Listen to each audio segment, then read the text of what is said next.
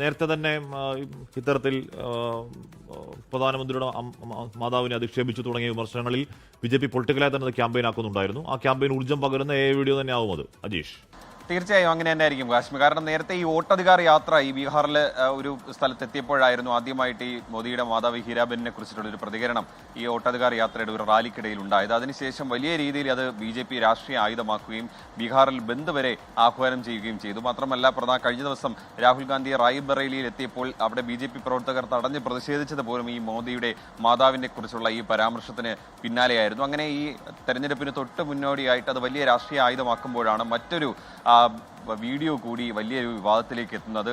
ബീഹാർ കോൺഗ്രസിന്റെ ഔദ്യോഗിക എക്സ് ഹാൻഡിലാണ് കഴിഞ്ഞ ദിവസം ഈ വീഡിയോ അവർ പോസ്റ്റ് ചെയ്തത്. അതായത് മോദി ഉറങ്ങാനായിട്ട് വന്ന് കിടക്കുന്നു, മുറിയിൽ വന്ന് കിടക്കുന്നു. അപ്പോൾ മോദിയുടെ മാതാവ് സ്വപ്നത്തിൽ വന്ന് തന്നെ വോട്ടിനായി ഉപയോഗിക്കരുത് എന്ന് പറഞ്ഞു തുടങ്ങുന്ന ചില കാര്യങ്ങളാണ് ആ വീഡിയോയിലുള്ളത്. പക്ഷെ അതിപ്പോൾ കോൺഗ്രസിന് തന്നെ വിനയായിരിക്കുകയാണ്. അതും BJP വലിയ രീതിയിൽ രാഷ്ട്രീയ ആയുധമാക്കുകയാണ്. മോദിയുടെ മാതാവിനെ കോൺഗ്രസ് വിടുന്നില്ല, എല്ലാ പരിധിയും ലംഘിച്ചു എന്നുള്ളതാണ് BJP ഇപ്പോൾ ആരോപിക്കുന്നത്. മാത്രമല്ല ഇപ്പോൾ ഈ പുറത്തിറക്കിയ വീഡിയോയ്ക്കെതിരെയും വലിയ രീതിയിലുള്ള പ്രചാരണം ഇതിനോടകം തന്നെ BJP തുടങ്ങിയിട്ടുണ്ട്.